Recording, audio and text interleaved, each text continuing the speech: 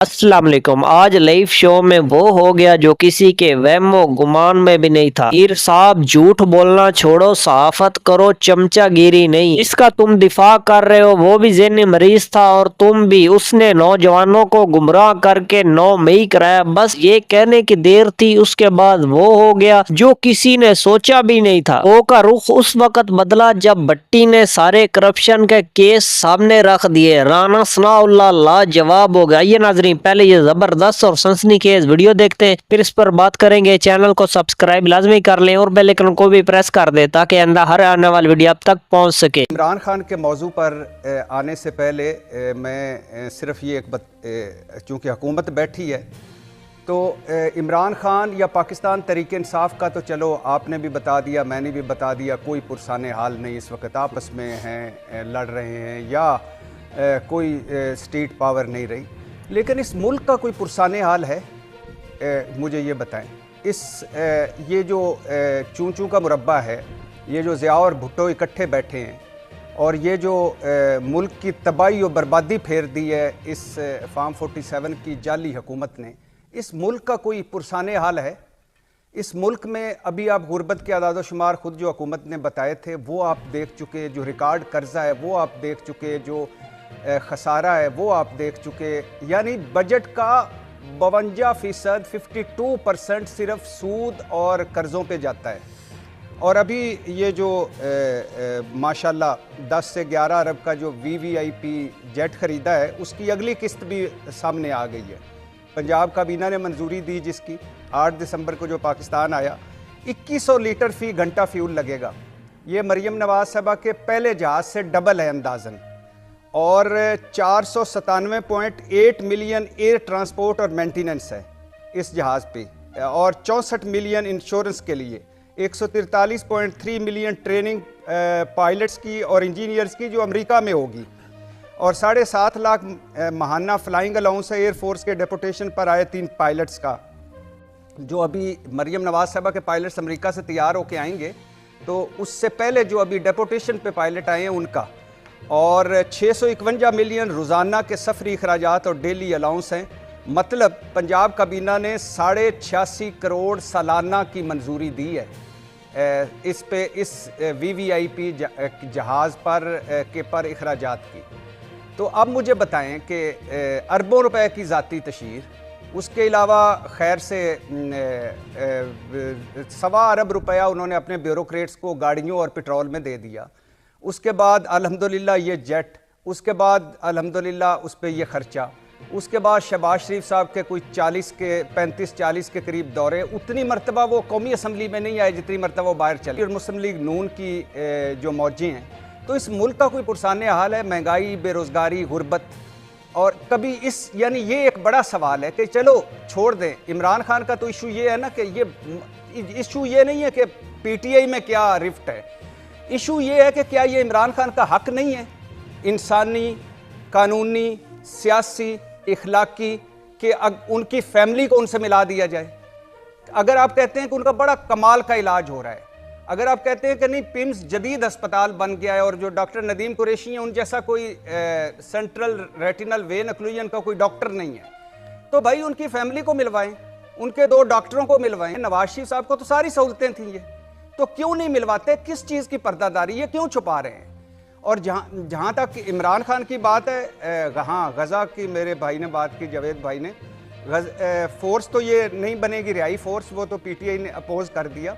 लेकिन गज़ा शहबाज शरीफ जा रहे हैं इंशाल्लाह, और वो पीस ऑफ बोर्ड में भी बैठे थे और गज़ा भी जाएंगे मेरे ख्याल से। तो कहने का मकसद ये है कि इमरान खान मैटर नहीं करता इस वक्त मैटर करती है हुकूमत, इस वक्त मैटर करती है इनकी परफॉर्मेंस, इस वक्त मैटर करती है इनकी गवर्नेंस। इमरान खान का तो आपको कई मरतबा बता दिया है कि पांच चीज़ें होंगी तो उनकी रिहाई होगी।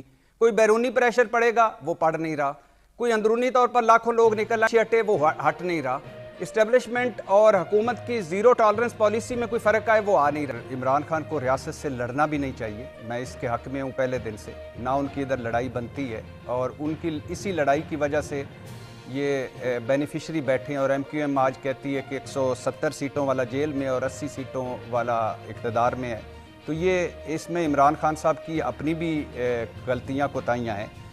जहाँ तक जहाज़ की बात है और शहबाज शरीफ साहब की आला और उम्दा शहबाज स्पीड की बात है या उड़ान पाकिस्तान की बात है, तो मेरे भाई पहली बात तो ये कि इस तरह का जहाज़ दुनिया में कितने सूबाई सरबराहों के पास है, कभी ये फिगर्स लेकर हमें जो क़यादत है उस पर नाराज़गी का इजहार कर रही हैं, तो क्या हुकूमत यही चाहती थी या ये खुद ब खुद ऐसे हालात पैदा हो गए हैं, या वाकई ये हालात हुकूमत ने पैदा किए हैं और अब इन इख्तलाफात का हुकूमत काफ़ी फ़ायदा उठाएगी?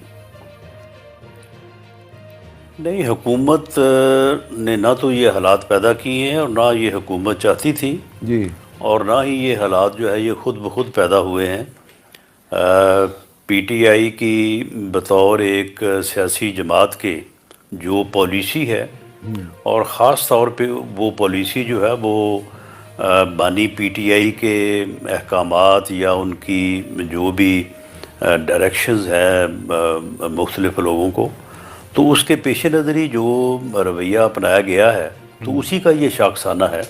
अच्छा राना सनौला साहब, क्या इमरान खान साहब को अल-शिफा हॉस्पिटल ले जाना जो है ये बहुत मुश्किल काम है? अगर नवाज शरीफ साहब को जेल से हस्पताल और फिर हस्पताल से लंदन भिजवाया जा सकता है, तो इमरान खान साहब अडयाला जेल से अल-शिफा अस्पताल क्यों नहीं जा सकते?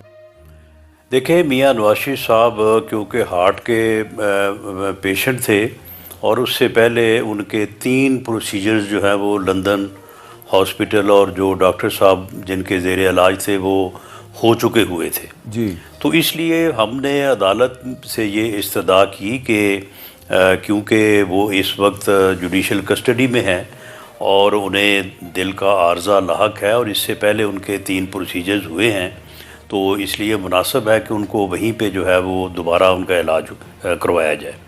तो उसके पेश नज़र बाकायदा जो है वो डॉक्टर्स ने उनका मुआयना किया, रिपोर्ट्स मुरतब हुई, उसके बाद फिर अदालत ने इजाज़त दी और उस इजाज़त के बदले में जो बेल और जो वो गारंटी होती है वो बाकायदा एक अमाउंट थी जिसके मुताबिक हमने वो अदालत की जो भी कंडीशंस थी उनको पूरा किया और उसके बाद फिर मियाँ साहब जो है वो बैरून मुल्क गए इलाज की खातिर और बाकायदा उसमें काफ़ी सारी कंडीशंस थी जिसके बारे में बाद में होता रहा कि जी उन्होंने ये रिपोर्ट नहीं भेजी, उन्होंने इतला नहीं दी, उन्होंने लेट कर दिया, उन्होंने जो है वो फ़लाँ चीज़ भेजनी थी, तो ये सारी चीज़ें भी बाद में चलती रहीं। मामला ये है कि इमरान खान साहब जुडिशल कस्टडी में हैं, वो एग्जेक्टिव या गवर्नमेंट की कस्टडी में नहीं है। सुप्रीम कोर्ट उसी दिन ऑर्डर कर देता कि जी इनको फ़लाँ हॉस्पिटल में ले जाया जाए या इनकी फ़लाँ से जो है वो मुलाकात कराई जाए या फ़लाँ डॉक्टर को उनकी मुआयना टीम का हिस्सा बनाया जाए, तो बिल्कुल हो जाता है ऐसा। लेकिन सुप्रीम कोर्ट ने जो कहा उसके मुताबिक वो स्पेशलिस्ट डॉक्टर्स की टीम बनी, उन्होंने मुआयना किया और मुआयने के बाद उन्होंने ऑब्ज़र्व किया कि उन्हें हॉस्पिटलाइजेशन की ज़रूरत नहीं है और ये उनकी कंडीशन है उनकी सेहत की या उनकी आँख की, तो उसके बाद जो है वो फ़लाँ तारीख को जो है वो या उससे पहले उनको दोबारा एक इंजेक्शन जो है वो एडमिनिस्टर जो है वो किया जाए। वो भी जो है वो ग़ालिबन एक दिन पहले जो है वो हो चुका है। अब भी ये अदालतों में गए हैं, अगर अदालतों से ऐसा कोई हुक्म आ जाता है या डॉक्टर्स ये रिकमेंड कर देते हैं तो बिल्कुल क्यों नहीं उनको दाखिल करवाया जाएगा उनको जिस भी हॉस्पिटल में उनका इलाज मुमकिन होगा। इनको कोई ऐसी यकीन दहानी करवाने की ज़रूरत है कि जिसके बाद इमरान खान साहब को हॉस्पिटल मुंतकिल किया जा सकता है कि बहनें जो हैं अगर उनकी इमरान खान से मुलाकात होती है तो वापस आके वो कोई सियासी बयान जारी ना करें, या कोई ऐसी किसी यकीन दहानी की ज़रूरत नहीं है? देखें, इस बारे में ये बात तो खैर पहले एक दफ़ा हो चुकी है जब जो है वो पहले मुलाकात बंद हुई थी, तो उसके बाद फिर जब ये इस तरह की अफवाहें फैली कि जी शायद उनको कोई नुकसान पहुंचा दिया गया है, तो फिर उज़्मा साहिबा जो इमरान खान साहब की बहन है तो उनकी मुलाकात जो है वो हुई थी और उस मुलाकात से पहले बाकायदा जेल सुपरिटेंडेंट ने उनको ये बावर करवाया कि देखें ये एक इशू है कि आप मुलाकात के बाद उस मुलाकात से जो है वो एक पॉलिटिकल एक्टिविटी जनरेट करते हैं, यहाँ पे जो है वो प्रेस कॉन्फ्रेंस करते हैं, उसके बाद ट्विटर पे मैसेजिंग होती है और ये चीज़ें जो हैं ये फिर रूल्स के और कानून के और उस हाई कोर्ट के ऑर्डर के जिस ऑर्डर के तहत ये सारा मुलाकातों का सिलसिला मैनेज हो रहा है तो उसकी ये खिलाफ वर्जी है। तो उन्होंने उसने यकीन दिलाया कि नहीं अब ऐसा नहीं होगा। तो आप मुलाकात फिर उनकी हुई। तो उसके बाद फिर जो है वो जिस तरह से हुआ जैसे हुआ वो फिर आपके सामने है। तो मामला ये है कि ख़ानदान की सेटिस्फेक्शन या पार्टी की सेटिस्फेक्शन जो है वो एक अलग चीज़ है। कानून जो है वो इस चीज़ को नहीं जानता। कानून जो है वो गवर्नमेंट को इस बात का पाबंद करता है कि अगर कोई आदमी जो है वो जुडिशल या एग्जेक्टिव कस्टडी में है और वो बीमार पड़ जाए तो उसका इलाज करवाने का ये तरीक़ाकार है। उस तरीक़ाकार को हाईएस्ट लेवल के ऊपर यानी जो आँख के आर्जा से मुतल्लक जो सीनियर तरीन लोग यहाँ पे अवेलेबल हैं पाकिस्तान में, उनका एक 5 डॉक्टर्स का पैनल जो है उसने उनको 2 दफ़ा जो है वो उनका मुआयना किया है। और जी नाजरीन, आपने राना सनाउल्लाह और इरशाद पट्टी की गुफ्तगू सुनी। नाजरीन, अभी फैसला तो आपने करना है क्या सही है क्या गलत है। उसके अलावा आप ये भी जानते हैं इरशाद पट्टी की बात बिल्कुल सही थी।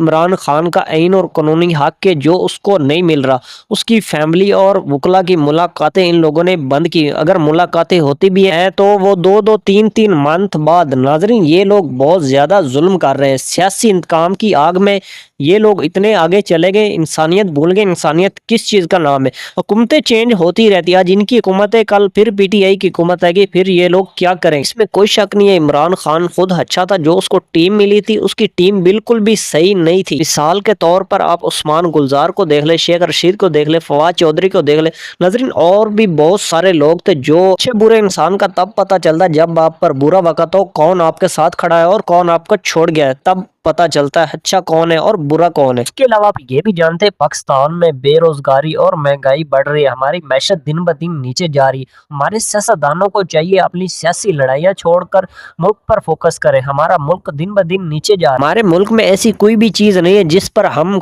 टैक्स ना देते हो। नाजरीन, टैक्स किस लिए देते हैं? टैक्स उसलिए देते हैं क्योंकि हमारा मुल्क कर्जे पे चल रहा है।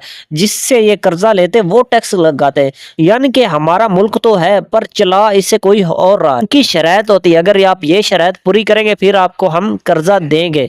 नाजरीन, दुआ है अल्लाह ताला पाकिस्तान को एक ऐसा लीडर दे जो पाकिस्तान के बारे में सोचे और पाकिस्तान को कायदे आज़म का पाकिस्तान बनाए। इंशाल्लाह वो दिन जरूर आएगा। अगर वीडियो पसंद आए वीडियो को लाइक कर दे, चैनल को सब्सक्राइब लाजमी कर लें और बेल आइकन को भी प्रेस कर दे ताकि आइंदा हर आने वाली वीडियो आप तक पहुंच सके। आपकी मोहब्बत का शुक्रगुजार हूँ। मिलते एक न्यू वीडियो में, तब तक हमें दीजिए इजाज़त। अल्लाह हाफिज़। पाकिस्तान हमेशा जिंदाबाद।